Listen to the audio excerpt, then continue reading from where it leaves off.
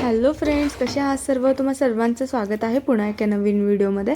तर जेव्हा पण मी डीमार्टला किंवा कुठल्याही शॉपमध्ये गेली तर असे कलरफुल लोणचे दिसायचे, तर त्याचा कलर एकदम अट्रॅक्टिव्ह आणि छान दिसत. तर मग मी ते लोणचं घेतलेलं. तर ते म्हणजे पिकलेल्या मिरचीचं लोणचं होतं ते, आणि खायला म्हणाल तर एकच नंबर टेस्टी लागतं. तर मग मी ते माझ्यापुरतं आणून मी खायची. तर मग मी एका दिवशी मी बाजारात गेलेली भाजी वगैरे घ्यायला, तर तिकडे पिकलेल्या मिरच्या दिसलेल्या. तर मग एक ताई आहे, तर त्यांना मी विचारलेलं कसं करायचं म्हणून. तर त्यांनी मला रेसिपी सांगितली.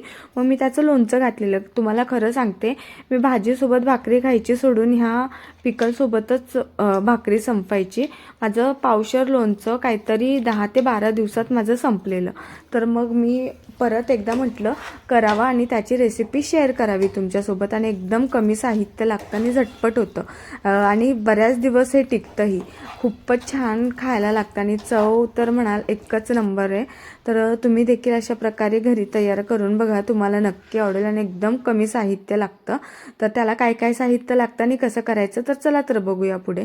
तर येथे ह्या मिरच्या घेतलेल्या, तर अशाच मिरच्या घ्यायच्यात आणि रात्री धुवून ठेवायच्यात. एका सुती कपड्यावरती ठेवलेल्या मी पूर्ण सुकायला. पाणी अजिबात राहू द्यायचं नाही मिरच्याला. जर पाणी असलं तर मिरच्या खराब होतात. आणि मिरच्याचे देठं करून जर तुम्ही धुवत असाल तर तसं नका करू, कारण मिरच्यामध्ये पाणी जातं. म्हणून देठं ठेवूनच मिरच्या स्वच्छ धुवून काढायच्या आणि स्वच्छ कपड्यानं पुसून घ्यायच्यात.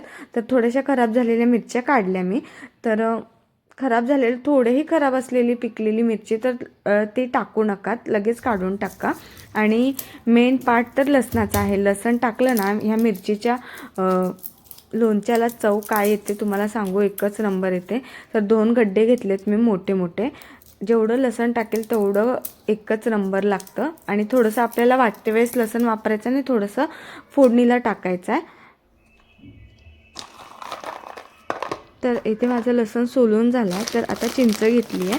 तर पावशरला मी 1 छटाकभर चिंच टाकते. आणि चिंच टाकते वेळेस त्याला जे पण आपण जे शिरा म्हणतो चिंचेला, तर ते काढून टाकायच्यात. परत जे काही थोडंसं त्याला लागलेलं राहतं त्याचं टर्कल वगैरे, तर तेही व्यवस्थित साफ करून घ्यायचं आहे. पावशरला छटाक टाकते मी. आणि आपण चिंच टाकलं ना तर इतकं छान लागतं ना, तिखट आंबट अशी चव येते. खूप छान लागतं, तुम्ही करून बघा. आणि इकडे काय करतात, प्रत्येक लोणच्यामध्ये चिंच ही टाकतात म्हणजे टाकतात.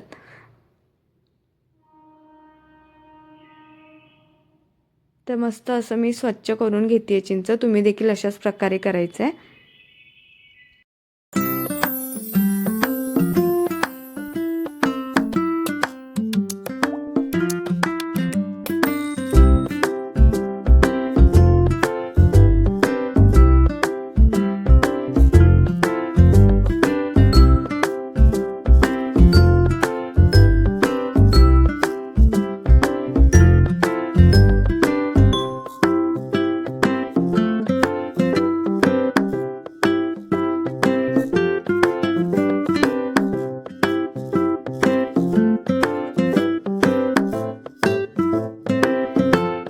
चिंच माझी सर्व साफ करून झाल्यानंतर मिक्सरच्या भांड्यामधनं बारीक अशी पावडर करून घ्यायची आपल्याला. त्यामध्ये थोडंसं मीठ टाकायचं. मीठ टाकल्यानं काय होतं, लवकर ग्राइंड होतं.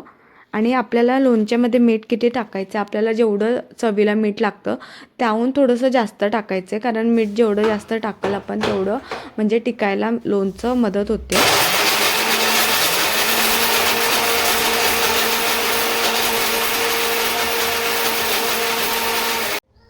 तर अशा प्रकारे सर्व चिंचेची मी पावडर बनवून घेतलेली. तुम्ही देखील अशाच प्रकारे वाटून घ्यायचं आहे.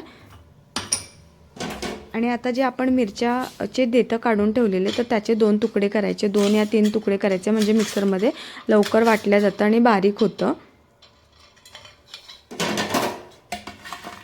तर अशा प्रकारे मी पूर्ण मिरच्या कापून घेते.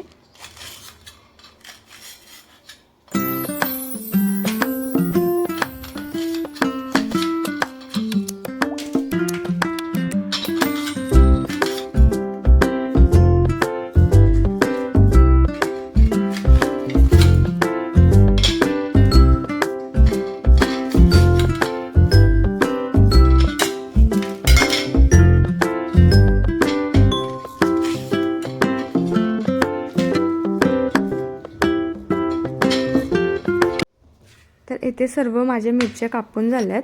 आता काय करायचं, माझ्याकडे छोटं भांडं आहे आणि थोडंसं मी चिंचेचं पावडर काढलं आहे आणि त्यामध्ये थोडेसे अर्ध्या मिरच्या टाकते आहे आणि लसणाच्या पाकळ्या घ्यायच्यात थोड्याशा.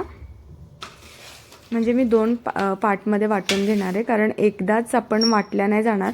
तुम्ही मोठं भांडं घ्या आणि एकत्र वाटून घ्या.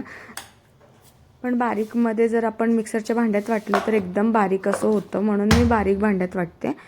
तर हे बघा, अशा प्रकारे माझं वाटून झालं आहे.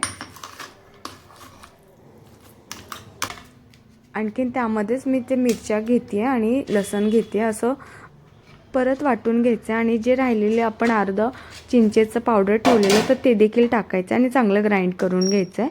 अजिबात पाणी टाकायचं नाही, असंच वाटून घ्यायचं आपल्याला, कमी जास्त स्पीड करून मिक्सरची. इतका सुंदर वास येत होता ना, काय सांगू, लागलीच खावं असं वाटत होतं. पण त्या दिवशी माझा उपवास होता म्हणून मला काय खाता आलं नाही. आणि हे लोणचं म्हणाल तर माझ्या घरी इतकं आवडतं ना, मी जेव्हा एकदा घेऊन गेलेली तर त्यांना इतकं आवडतं, खूप आवडतं. तर आता हे बनवून तयार आहे. अशाच प्रकारे एकदम बारीक पेस्ट करायची आहे आणि रात्रभर त्याला तसंच ठेवायचं आहे आपण. मी आता मिक्सरच्या भांड्यातच ठेवलं आहे आणि दुसऱ्या दिवशी फोडणी द्यायची आहे त्याला. तर येथे फोडणीसाठी मी 5 पळी तेल घेतलं आहे आणि नॉर्मल तेल आहे, जे आपण स्वयंपाकाला वापरतो ते तेल घेतलं आहे. त्यामध्ये तेल चांगलं गरम झालं की त्यामध्ये जिरे आणि मोहरीची फोडणी द्यायची आहे आणि चांगले तडतडले की आपण त्यामध्ये लसण टाकायचं आहे. म्हणजे लसणाच्या पाकळ्या मी अजिबात काढलेल्या नाही, 7 ते 8 लसणाच्या पाकळ्या टाकायच्या आणि थोडीशी हिंग टाकायची आहे.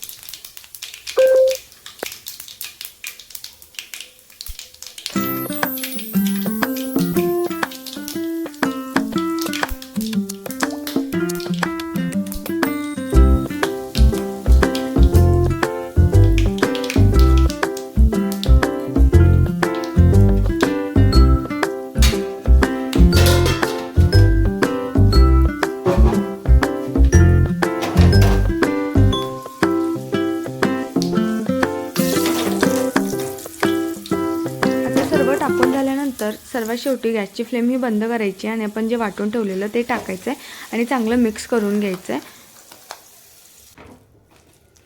आणि थंड होऊ द्यायचं. तुम्हाला कलर बघून कळालंच असेल, खायला तर म्हणाल एकच नंबर झालेलं, खूप छान लागतं. भाकरी बरोबर, चपाती बरोबर, इकडे तर भाताबरोबर खातात. भात जेव्हा गरम गरम आपण करतो तर त्या टायमाला पांढऱ्या राईस बरोबर त्यामध्ये मिक्स करून खातात. खूप छान लागतं, आंबट तिखट अशी चव येते, खूप छान. आणि जेव्हा पण आपल्याला भाजी खायचा कंटाळा येतो तर मग त्या टायमाला हे तुम्ही म्हणाल तर, आणि रोजही खायला कंटाळा अजिबात येत नाही, खूप छान लागतं. तुम्ही देखील अशा प्रकारे घरी तयार करून बघा. एकदम कमी साहित्यात बनतं आणि 3 ते 4 महिने इझिली आपण स्टोअर करून ठेवू शकतो, अजिबातच खराब होत नाही. आणि आपण जे पण कुठलं लोणचं करतो तर जी काळजी घेतो तीच हे पण लोणचं करताना घ्यायचं आहे. जसं की अजिबात पाण्याचा वापर करायचा नाही आहे. कुठलंच भांडं जेव्हा आपण वापरतो तर त्याला अजिबात पाणी नसायला हवं आणि ज्यात पण स्टोअर करणारं एकदम कोरडं असं मस्त असायला हवं. तर याची काळजी घेतली तर लोणचं अजिबात खराब होणार नाही, हे नक्की. तुम्हाला कलर बघून तर कळालंच असेल कसलं भारी कलर त्याला आला आणि खायला तर म्हणाला एकच नंबर झालेलं, खूप छान झालेलं.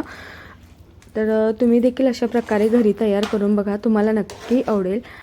आणि आजचा व्हिडिओ कसा वाटला तर कमेंट करायला विसरू नका. आणि जर कोणी माझ्या चॅनलवरती नवीन असेल तर तसंच न जाता माझ्या चॅनलला सबस्क्राईब करायला विसरू नका आणि लाईकही करायला विसरू नका.